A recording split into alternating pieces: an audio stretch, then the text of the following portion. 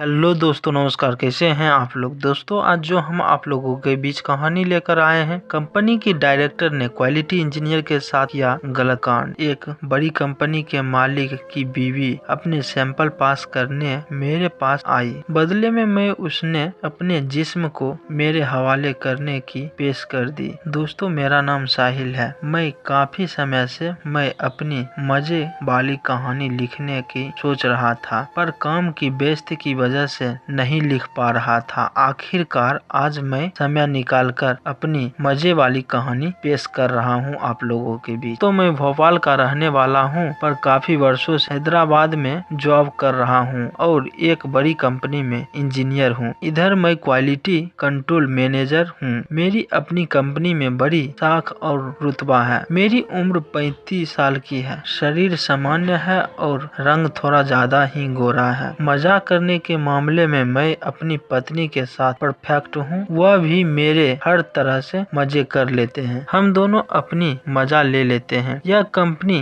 Corporate पहले lockdown के बाद से शुरू हुई थी। हमारी कंपनी बहुत अधिक मात्रा कुछ कारपोरेट एक दूसरे कंपनी से खरीदती थी, परंतु पहले लॉकडाउन के बाद स्टील और अन्य रॉ मटेरियल के दाम अचानक से बहुत बढ़ गए थे और उसी कंपनी ने भी पीटर्स के दाम काफी ज्यादा बढ़ा दिए थे। ये बढ़े हुए दाम हमारी कंपनी के लिए अनुकूल नहीं थे, इसीलिए हमारी कंपनी ने एक नए सप्लायर की तलाश की पुणे की थी। डीलर के रूप में उसे 50 लाख का ऑर्डर दिया और उन्होंने पूरी क्वालिटी मेंटेन करते हुए समय पर माल सप्लाई कर दिया। उनका माल गुणवत्ता में पूरी तरह से खरा था। हमारी कंपनी ने फिर उसी कंपनी को 25 करोड़ का एक साल का ऑर्डर दिया, जो उस कंपनी की क्षमता से ज्यादा था। 3 महीने बाद उस कंपनी ने पहली सप्लाई के रूपों में 25% मात्रा तैयार की और क्वालिटी चेक करने के लिए निरीक्षण के लिए होटल में चेक इन करने के बाद मैं उस कंपनी के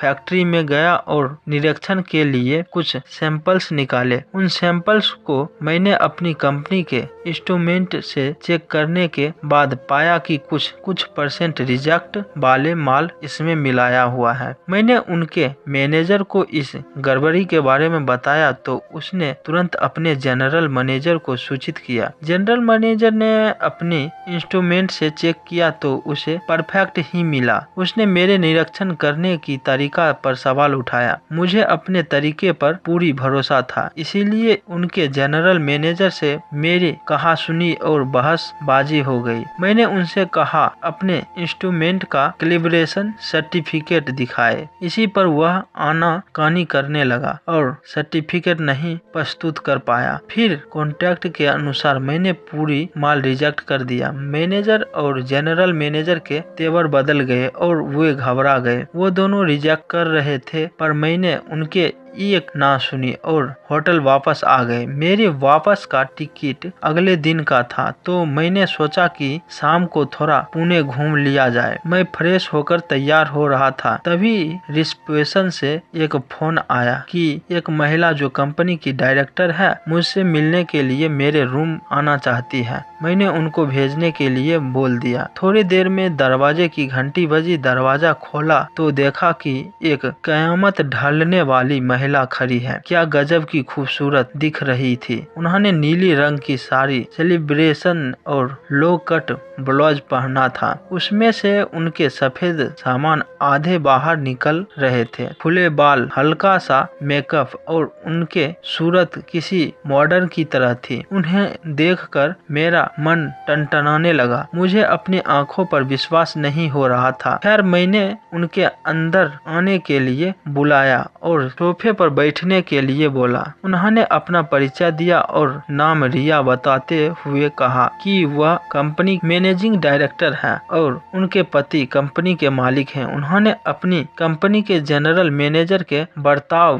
पर शर्मिंदगी जाहिर की और सॉरी बोली। मैं भी बोला कोई बात नहीं मैडम। उन्होंने रिक्वेस्ट की कि किसी भी प्रोडक्ट को ओके कर दो। मैंने भी नम्रता पूर्वक कहा मैडम, ऐसी क्वालिटी के पीटर्स हमारे कंपनी के लिए बहुत नुकसानदायक है, इसीलिए मैं ओके नहीं कर सकता। उन्होंने मेरा हाथ पकड़कर कहा कि कैसे भी आप ओके कर दीजिए। इसके बदले मैं उन्हें अपनी कंपनी के जनरल मैनेजर के पोस्ट ऑफर की। मैंने मैडम से कहा मैं स्वार्थ के लिए घपले वाला काम नहीं कर सकता। मैडम बहुत नाराज हो गई। उन्होंने बताया कि यह ऑर्डर उनकी कंपनी के लिए बहुत बड़ा था। इस ऑर्डर को पूरा करने और रॉ मटेरियल खरीदने के लिए उनकी कंपनी ने 20 करोड़ का लोन लिया है। यह लोन कंपनी का बैलेंस शीट के हिसाब से ज्यादा था, इसीलिए उन्होंने अपनी कंपनी और घर को सिक्योरिटी के रूप में बैंक में गिरवी रख दिया था। अगर यह ऑर्डर रिजेक्ट हो गया तो हम लोग दिवालिया हो जाएंगे, उनकी कंपनी और घर सब जब्त हो जाएगी और वे सब बर्बाद हो जाएंगे। यह सब बताते हुए उनकी आंखों से आंसू आ गए। उन्होंने निवेदन किया, कोई तो तरीका निकालिए जिससे हम लोग बच जाए। मुझसे उनका यह हाल देखा नहीं गया। इतनी खूबसूरत महिला और मुझसे निवेदन कर रही थी, इसीलिए मैं भी पिघल गया। मैंने कहा कि ठीक है, कुछ रास्ता निकालते हैं जिससे मेरी कंपनी को ओके पार्टनर मिले और उनकी कंपनी का भी नुकसान ना हो। तो मैंने पूछा कि उनके अंदाज से कितने प्रतिशत पीटर्स रिजेक्ट होने लायक बने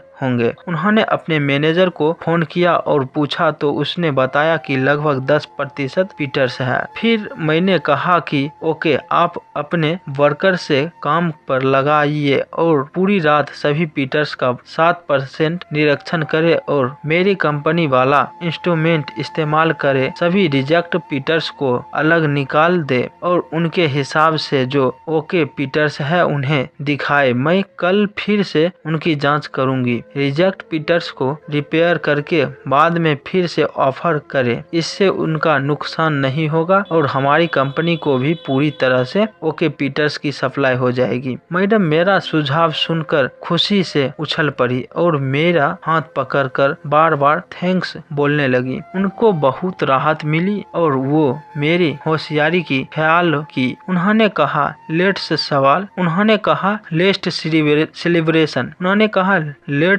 सेलिब्रेशन दिस। मैंने कहा मैडम इसकी कोई जरूरत नहीं है, खतरा अभी टली नहीं है, आप कल के काम के लिए तैयार करिए। उन्होंने कहा आप उसकी चिंता न करें, हमारा जनरल मैनेजर अपनी नौकरी बचाने के लिए कैसी भी रात भर में काम पूरी करेंगे। फिर से उन्होंने सेलिब्रेट करने की जिद की। इस बार तो वो लगभग मेरे गले से लग ही गई थी। उनकी सामान की गर्माहट ने मेरी सामान को टन टन करने पर मजबूर कर दिया। उनकी भी मेरे सामान के तनाव का एहसास हो गया था। उन्होंने अपना हाथ बड़ी नाजुकता से मेरे सामान के पास तक ले जाकर मुझे अपने मजा करने की लालसा से परिचय कराया। वो मदक भाव से मेरी छाती को हाथ से सहलाती हुई कहने लगी, चलो ना बंगले पर कुछ इंटरनेट मस्ती करते हैं। मैं तो खुद उनके साथ समय बिताना चाहता था, इसीलिए मैंने भी हाँ कह दी। चलिए आपकी जैसी मर्जी। उन्होंने खुश होते हुए मुझसे खुद को अलग किया और किसी का फोन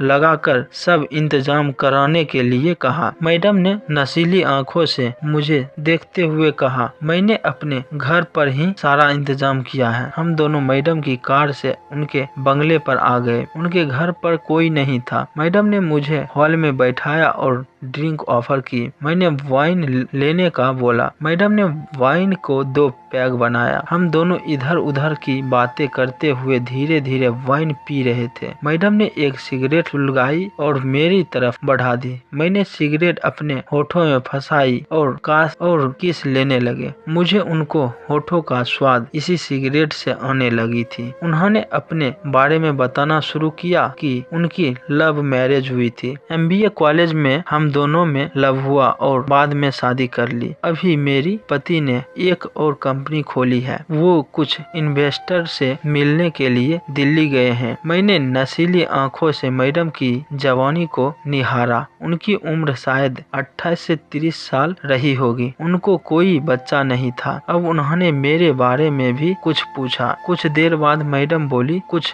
मजा नहीं आ रहा, let's play music and dance. उन्होंने म्यूजिक स्टार्ट स्टार्ट किया और मुझे डांस के लिए बुलाया। मैं शर्माते हुए मैडम के साथ डांस करने लगा। मैडम को लगा कि मैं कुछ ज्यादा ही नर्वस फील करने लगा हूँ, तो उन्होंने खुद मेरा हाथ पकड़कर अपनी कमर पर रख दिया और कहा, हमारी पार्टी में किसी भी पुरुष या महिला के साथ डांस आम बात है। अब मैं भी थोड़ा खुलकर डांस करने लगा और मजा भी आने लगा था। मैडम के मखमली कोमल शरीर स्पर्श, उनके शरीर की खूबसूरत, उनके बालों की महक और उनकी खूबसूरती चेहरे मुझे पागल कर रहा था। मैं स्वर्ग की सैर करने लगा था। अब मैं मैडम के शरीर से और चिपक कर डांस करने लगा और अपने हाथों को उनके कमर के आसपास सहलाने लगा। मैडम सिर्फ मुस्कुरा रही थी। मैंने मैडम से कहा, सच में आपके पति बहुत भाग्यशाली हैं जो आप जैसी अप्सरा उनको मिला। मैडम खिलखिला कर बोली, क्या फ्लर्ट कर रहे हो? मैंने कहा, हमारी ऐसी किस्मत कहाँ कि आप जैसी खूबसूरत महिलाओं के साथ फ्लर्ट कर सकूं। मैडम शायद मेरी फ्लर्ट का मजा ले रही थी और डांस करते वक्त अपना चेहरा मेरे सीने पर रख दे रही। मैं थोड़ी गर्म होने लगा था। मैं भी अपने हाथों से मैडम की कमर के आसपास दबाने लगा था। मैडम मेरी ओर देखने लगी और उन्होंने एक कतलना मुस्कान दे रही थी। थोड़ा देर बाद हम दोनों एक दूसरे की आंखों में देखने लगे और पता नहीं फिर अचानक से क्या हुआ कि अपने आप मेरी होठ मैडम के होठों की ओर बढ़ गई। मैडम ने भी साथ दे दिया और हम दोनों के होठ आपस में जुड़ गए। मैम ने भी कुछ विरोध नहीं किया और अपनी आंख बंद करके किस का मजा लेने लगी। कुछ ही पल बाद मैडम की मीठी जीभ मुझे अपने मुंह के अंदर आती हुई महसूस हुई। मैंने उनकी जीभ को